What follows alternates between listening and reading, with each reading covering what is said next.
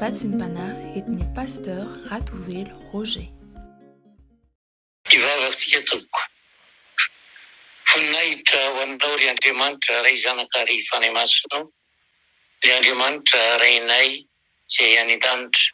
Rainay amin'ny anaran'i Jesosy Kristy tomponay. Ry Andriamanitra tianay.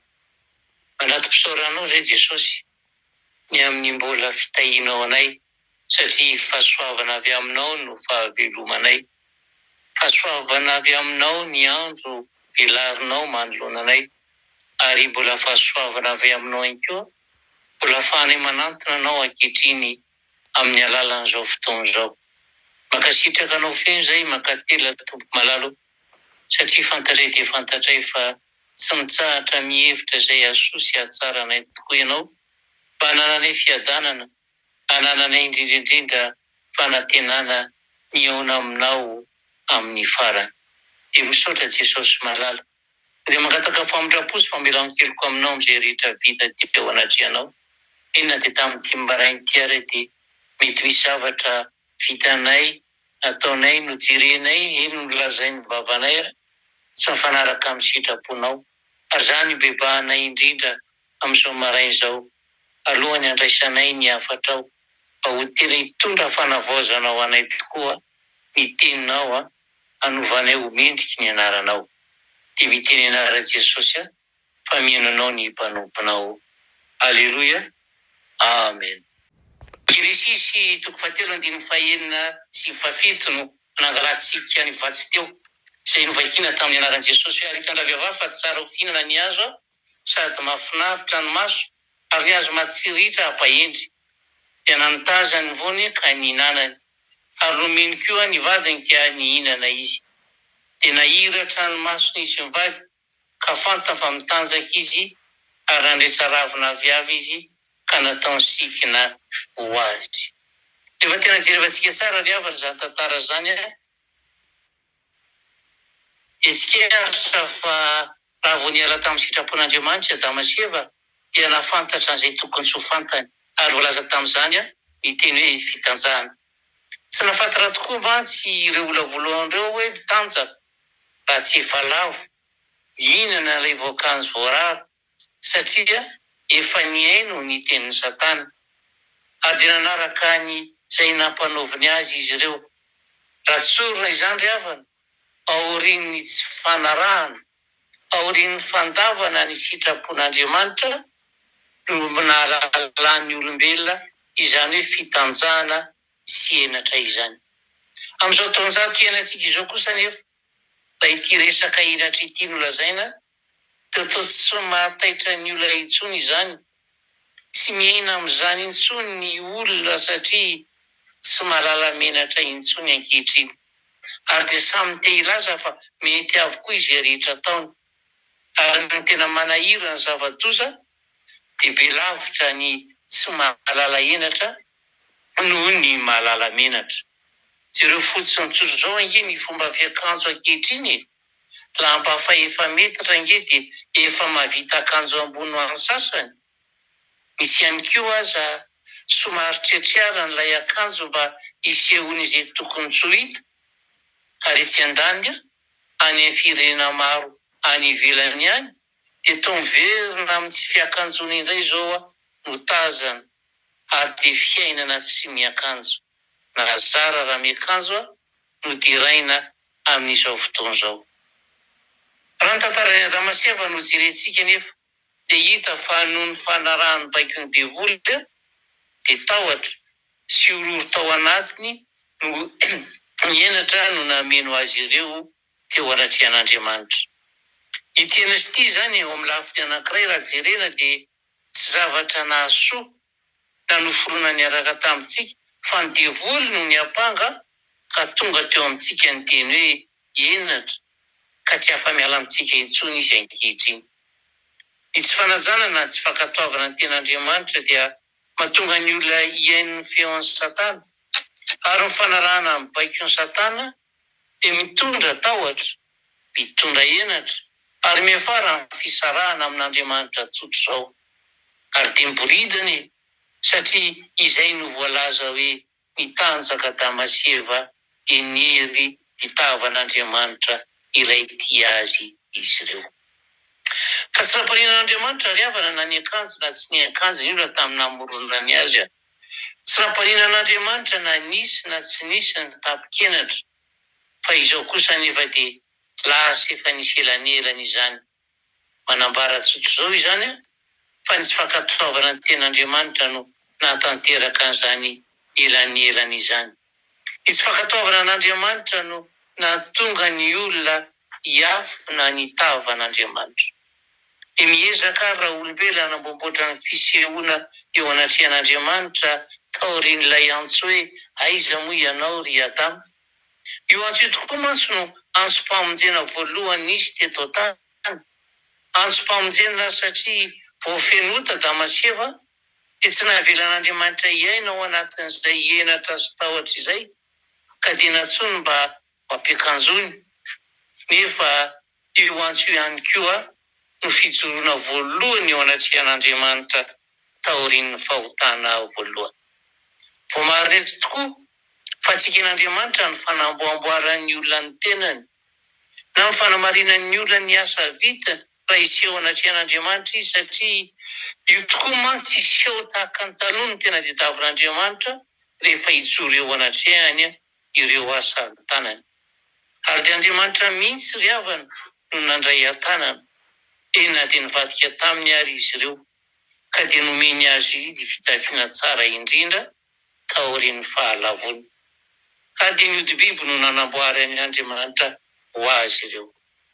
Ary milaza izany fa nisy biby biby nalatsa-drato ao, ary ny ody no natafy ny olona mba ho endrika vaovao raha iseho anatrehan'Andriamanitra izy.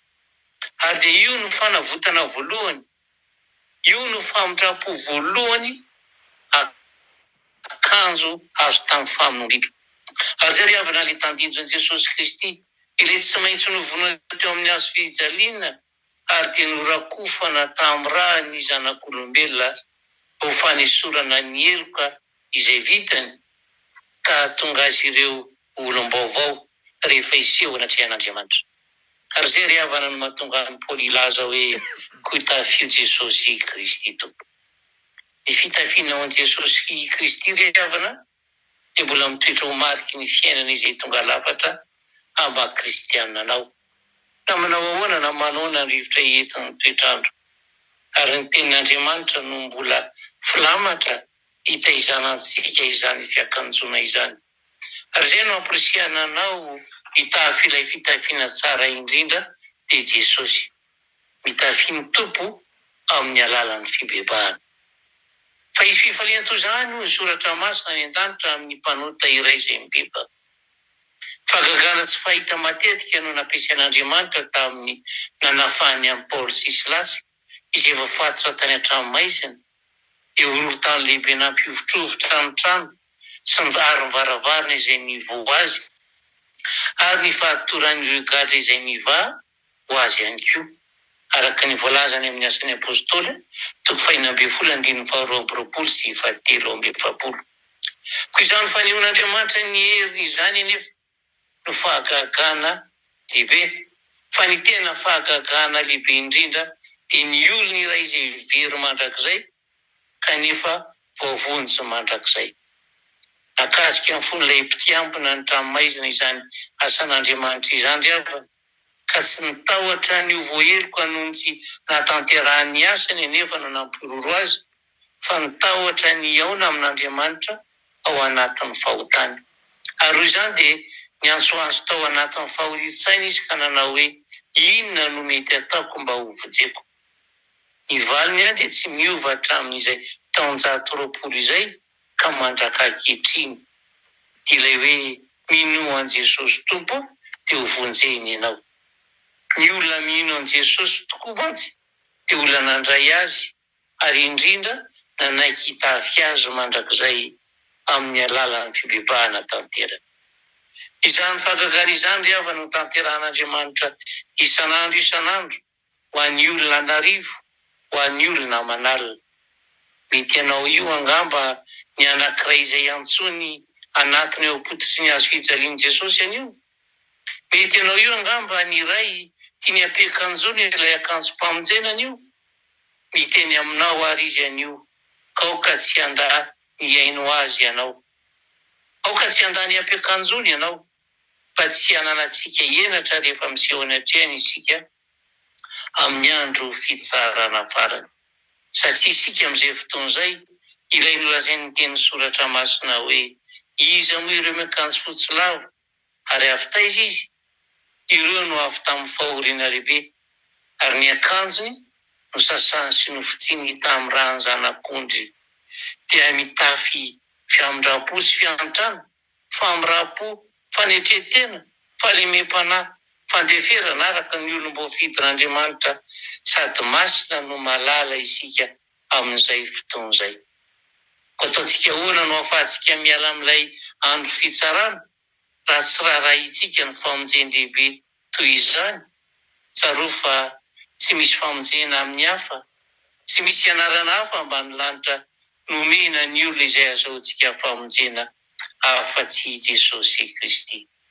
Ko mahavita fifamira-piratana sy voninahitra rehefa iseho eo anatrehan'Andriamanitra isika. Amen. Ivavaka tompoko.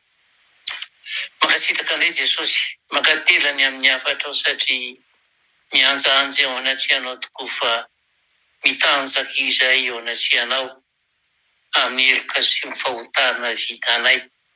Miariary eo anatrehanao tokoa fa tena feno enatra ny aminay iray manontolo, ny amin'izay vitanay manoloana ny fitiavanao sy ny fahatsaranao. Ingavy anao izay ary, ampio mba nantona anao hatrany hatrany, mba hijoro eo anatrehanao miaraka amin'ilay fitafiana masina, dia lerako fandrahanao Jesosy malala. Fa rehefa ndrahanao tokoa ny mandrakotra anay, manadio anay, tsisy pentina intsony hitoetra ato anatinay any. Apetrako am-pelataranao ny tsirairay aby, mba navao ny fandroratenany eo anatrehanao, mba azy anay mandray ilay fanadiovana avy aminao, dia ilay teny famelan-keloka isan'andro isan'andro. Da io ny tontolo andro ny fiainanay tsirairay aby, da io ny mpanomponao amin'ny làlam-piainanay tsirairay aby, ary ampeteza hiasa ato anatinay foana raha makivaky ny tontolo andro izay. Ka namarinanao anay ny tsotranao masina fa hitenenanao hoe zaho tsy andao foy ianareo mihitsy, fa zaho hita an-tananareo amin'ny tanana kavanana fahamarinana. Ko aza mierikerika intsony andao ampiakanjoko akanjo masina sy tsara sady mendrika ho an'ny zanak'Andriamanitra. Ko mandehana amin'izao herona zao fa zaho omba anareo mandrakariva tonga amin'ny fataperana izao tontolo izao. Dia tolotrainao dera sy ny hajaran'ny voninahitra Jesosy eo, anao zany hatramin'ny voalohany, ianao mandrakizay. Aleluia. Amen.